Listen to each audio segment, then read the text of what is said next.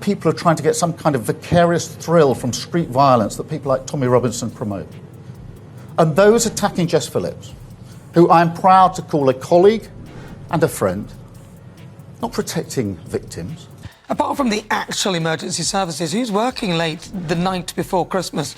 Voice coaching is hardly an essential service. They're not really key workers, are they? This is almost as bad as the excuse that he gave explaining why he wasn't in his own house. And so just as I took on the criminal justice system and the institutions when I was chief prosecutor, I'm prepared to call out this for what it is.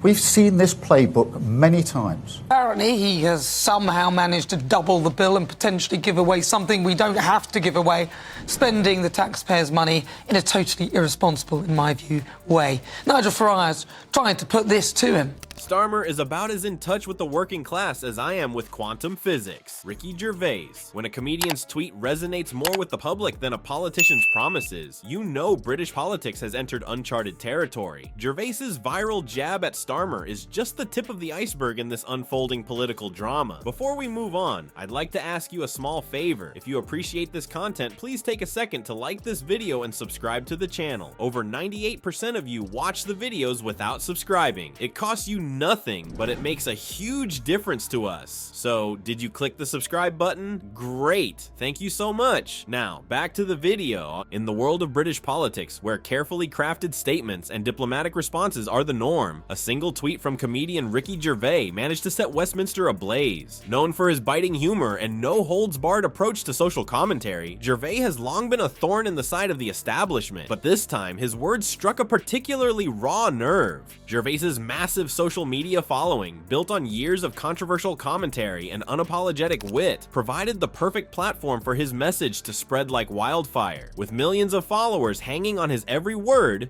Oh, having him as a supporter is very helpful to our cause. I mean, goodness me. I mean, he's an absolute hero figure, particularly to young people in this country. So yes, he's very helpful indeed. Now look, everyone says, well, what about his comments on Tommy Robinson? So Keir Starmer, the modern titan of this country who stood on a plinth of integrity, his party laid into Boris Johnson, and now we find yet another suspicious-looking breach of the rules. Look, my position is perfectly clear on that. I never wanted Tommy Robinson to join UKIP. I don't want him to join Reform UK, and he won't be. A breach which he denies.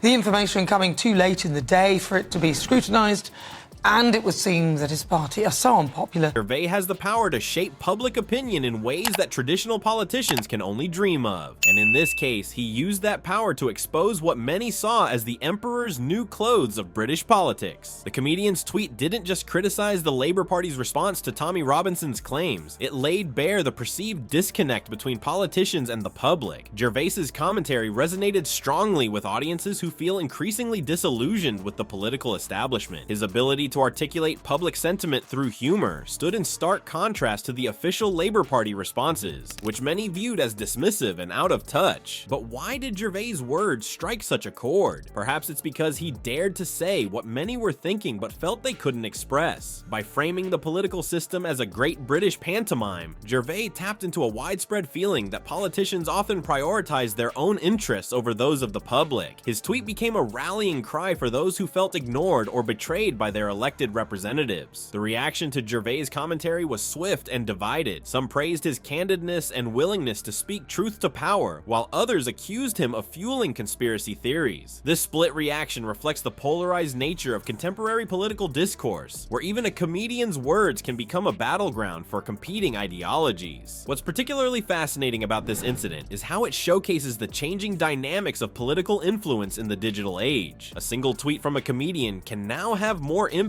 on public opinion than carefully crafted press releases or official statements. This shift in power has left traditional political institutions scrambling to adapt, often with mixed results. The Labour Party's attempts to dismiss or downplay the issues raised by Robinson and amplified by Gervais only seem to fuel the fire. Their responses, seen by many as lacking engagement with the underlying concerns.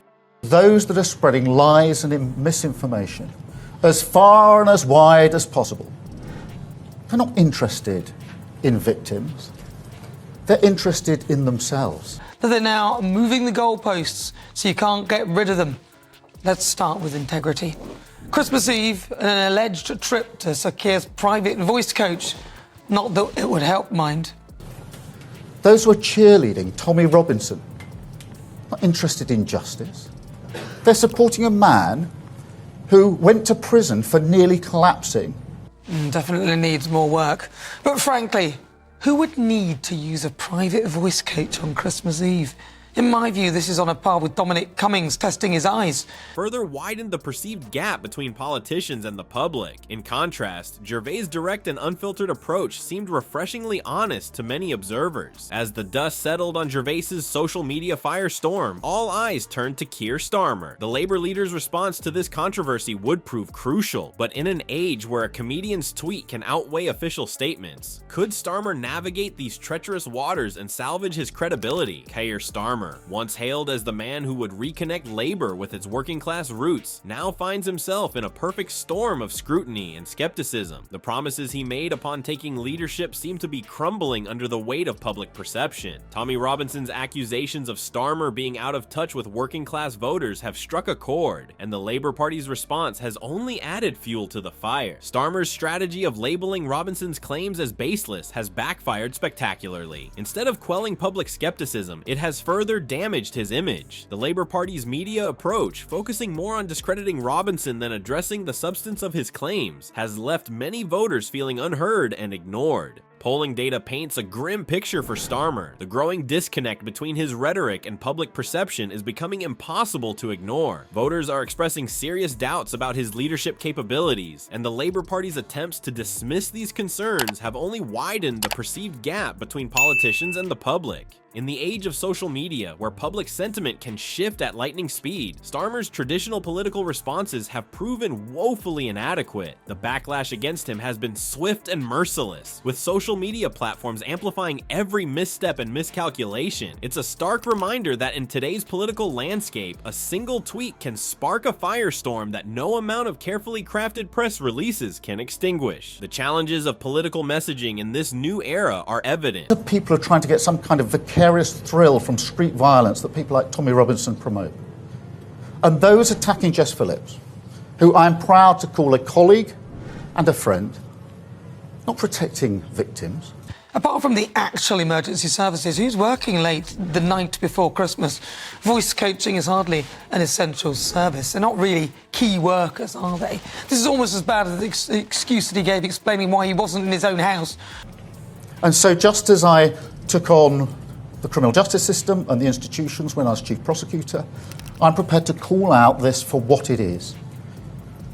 We've seen this playbook many times. Apparently, he has somehow managed to double the bill and potentially give away something we don't have to give away, spending the taxpayers' money in a totally irresponsible, in my view, way. Nigel Farage's trying to put this to him. Instant backlash and viral commentary can quickly shift public opinion, often leaving traditional political responses in the dust. Starmer and his team seem to be struggling to adapt to this new reality, clinging to outdated communication strategies that fail to engage with a more skeptical and informed electorate. This incident has laid bare deeper issues within the Labour Party. Starmer's leadership, once seen as a breath of fresh air, now appears to be struggling to resonate with the very people it promised to represent. The party's inability to effectively address the concerns raised by Robinson and amplified by Gervais has exposed a fundamental disconnect between Labour's leadership and its traditional base. As the dust settles on this political storm, we're left to ponder the seismic shift in how public opinion is shaped and political accountability is enforced. Social media has become the new battleground, where citizen journalists and comedians wield as much influence as traditional power brokers. The viral spread of Gervais' commentary and Robinson's claims demonstrates the raw power of digital platforms to mobilize public sentiment at breakneck speed. But what does this mean for the future of British politics? Are we witnessing the birth of a more transparent, responsive system where leaders can no longer hide behind carefully crafted press releases? Or are we sliding into a dangerous era of misinformation and knee-jerk reactions? As voters, we must ask ourselves, how do we responsibly wield our newfound power to shape political narratives? The answers to these questions may well determine the fate of democracy in the digital age.